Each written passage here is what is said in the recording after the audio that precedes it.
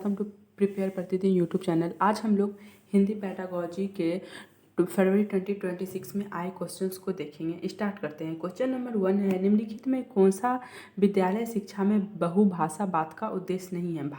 भाषा सूत्र के अंतर्गत मातृभाषा और अंग्रेजी का अधिगम, या सभी बच्चे अपने में विद्यालय शिक्षा अपनी मातृभाषा में आरंभ करते हैं और आगे जाकर बहुत सी भाषाएं कम से कम 2 या अधिक जोड़ते जाते हैं, या विद्यालय में शिक्षण अधिगम के लिए शिक्षार्थियों की भाषा का प्रयोग करना, जहाँ तक संभव हो सके भाषा तथा अधिगम के महत्व के लिए मातृभाषा का अधिगम। तो इनमें से कौन सा बहुभाषावाद का उद्देश्य नहीं? तो आंसर है ए बहुभाषावाद का उद्देश्य नहीं है कि भाषा सूत्र के अंतर्गत मातृभाषा हिंदी और अंग्रेजी का अधिगम प्रतिफलों के उद्देश्य के संबंध में कौन सा सही नहीं है? विषय वस्तु केंद्रित अधिगम की तुलना में दक्षता आधारित अधिगम का समुन्नत करना, या भाषा के रचनात्मक प्रयोगकर्ता होने के लिए आवश्यक भाषा कौशल में निपुणता प्राप्त करने के लिए शिक्षार्थियों को सक्षम बनाना, या विषय वस्तु में निपुणता और बाद में उसे प्रयोग में लाने की योग्यता, या विशिष्ट उद्देश्य के लिए भाषा का प्रयोग सीखने हेतु शिक्षार्थियों को सक्षम बनाना। तो इसका आंसर है बी और सी, मतलब भाषा के रचनात्मक प्रयोगकर्ता होने के लिए आवश्यक भाषा कौशल में निपुणता प्राप्त करने के लिए शिक्षार्थियों को सक्षम बनाना, ये इसका मतलब इससे संबंधित नहीं है अधिगम प्रतिफल। और फिर विषय वस्तु में निपुणता और बाद में उसे प्रयोग में लाना, यानी कि बी और सी सही आंसर है। नेक्स्ट, राजकीय हाई स्कूल की अंग्रेजी भाषा की अध्यापका श्री उषा रानी अपने शिक्षार्थियों को दिन प्रतिदिन के उद्देश्य के लिए भाषा प्रयोग और सूत्रों के प्रयोग के शिक्षण के माध्यम से अंग्रेजी भाषा बोलने सीखने में मदद करती है। वह अपने शिक्षार्थियों में किसका विकास की कोशिश कर रही है? संज्ञानात्मक एकेडमिक भाषा निपुणता, या बुनियादी अंतर व्यक्तित्व संप्रेषण कौशल, या फिर संप्रेषण कौशल, या अंतर व्यक्तित्व कौशल। तो वो मतलब दिन प्रतिदिन के दिनचर्या के लिए इंग्लिश भाषा सिखाना चाह रही है, अपने बच्चे को कोशिश कर रही है। तो इसका सही आंसर है बुनियादी अंतर व्यक्तित्व संप्रेषण कौशल, बी। कक्षा 6 का शिक्षार्थी राहुल व्याकरण के नए नियम सीखते समय अपने पहले से सीखे गए नियम से जुड़ाव बना पाता है। तो कौन सी युक्ति के अंतर्गत आएगी यह?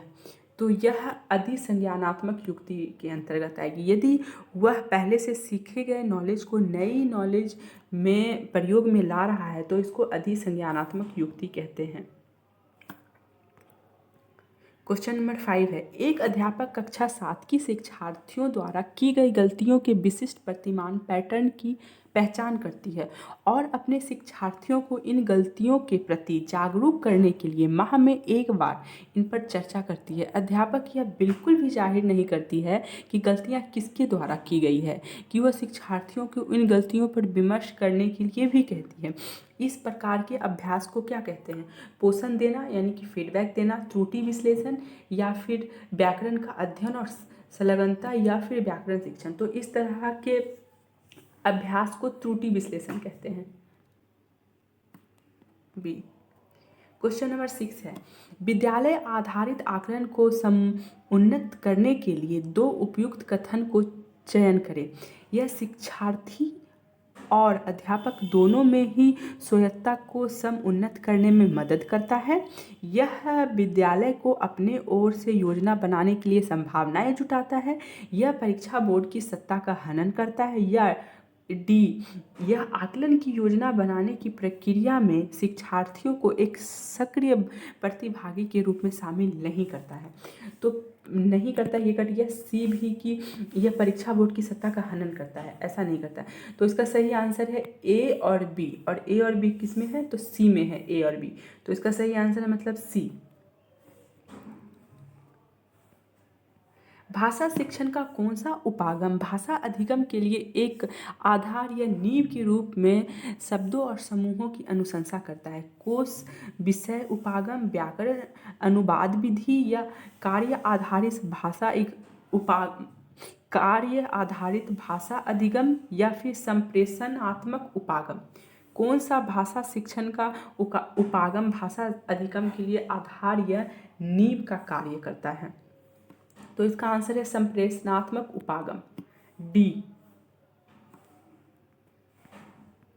कक्षा 7 की अध्यापक 7 वाक्य वाली एक संक्षिप्त पाठ सामग्री पढ़ती है। तत्पश्चात वह अपने शिक्षार्थी को सावधानी पूर्वक सुनने और इसके जैसे अर्थ देने वाली मगर बिल्कुल ऐसी नहीं पाठ्य सामग्री पुनः सृजित करने के लिए कहती। इस युक्ति को क्या कहा जाएगा? बॉटम अप युक्ति, अनुच्छेद श्रुतलेख या स्कीमिंग सृजन या सिर्फ अधोगामी यानी टॉप डाउन? तो इस तरह की युक्ति को कहते हैं अनुच्छेद श्रुतलेख, बी। व्याकरण, क्वेश्चन नंबर 9 है, व्याकरण अधिगम के संदर्भ में कौन सा कथन सर्वाधिक उपयुक्त तरीके से प्रक्रियात्मक ज्ञान का वर्णन करता है? ऑप्शंस है व्याकरण के नियम को जानना और बाद में उसका प्रयोग करना, या फिर यह समझ बनाना कि व्याकरण के नियम व्याकरण की पुस्तक में कैसे कार्य करते हैं, या नियम को जानना, या फिर व्याकरण नियम क्या है और कैसे प्रयोग करता है यह जानना। तो व्याकरण अधिगम के संदर्भ में कौन सा कथन सर्वाधिक उपयुक्त तरीके से प्रक्रियात्मक ज्ञान को वर्णन करता है? तो प्रक्रियात्मक ज्ञान, ये इसका डी आंसर है कि व्याकरण नियम क्या है और कैसे प्रयोग करता है यह जानना, ये प्रक्रियात्मक ज्ञान के अंदर आता है। क्वेश्चन नंबर 10 है, वह शब्द जिन्हें हम सुनने और देखने पर पहचानते हैं किस रूप में जाने जाते हैं? गृहशील शब्दावली, शब्द संपदा से संलग्नता प्रयोग, या कोश विषयक, या फिर उत्पादक शब्दावली? तो इसको हम लोग जो देखते हैं, जो शब्द जिन्हें हम देखने और सुनने पर पहचानते हैं उसे गृहशील शब्दावली कहते हैं, ए। क्वेश्चन नंबर 11 है, भाषा अर्जन और भाषा अधिगम में सहजात परिकल्पना से क्या तात्पर्य है? यह इस तथ्य में विश्वास रखती है कि सभी मनुष्य जन्म से ही भाषा ज्ञान रखते हैं। यह इस तथ्य में विश्वास रखती है कि भाषा आदत निर्माण के रूप में सीखी जाती है, या फिर यह इस विचार बिंदु को निरस्त करती है कि सभी भाषाओं में व्याकरण है और सभी बच्चे इस भाषा को अपने तरीके से सीखते हैं? यह ऑप्शन नंबर डी है, यह इस तथ्य से विश्वास रखती है कि सभी मनुष्य शारीरिक ड्रिल और अनुकूलन के माध्यम से सीख सकते हैं। तो इसका सही आंसर है भाषा अर्जन और भाषा अधिगम में सहजात परिकल्पना से तात्पर्य है कि यह इस तथ्य में विश्वास रखती है कि सभी मनुष्य जन्म से ही भाषा ज्ञान रखते हैं। बी, जन्मजात होती है उसके अंदर भाषा अर्जन की। क्वेश्चन नंबर 12 है, विषय अभिमुख भाषा निवेश किससे संबंधित है? भाषा निवेश जो सूचनाओं पर बल देता है, या फिर शब्दावली, उच्चारण, व्याकरण आदि? यह वह भाषा निवेश जो इस बात पर बल देता है कि भाषा का प्रयोग कैसे किया जाता है, या फिर निवेश और इसकी प्रक्रियाओं की प्रस्तुति? तो वह भाषा निवेश जो इस बात पर बल देता है कि भाषा का प्रयोग कैसे किया जाता है, यही है विषय अभिमुखी भाषा।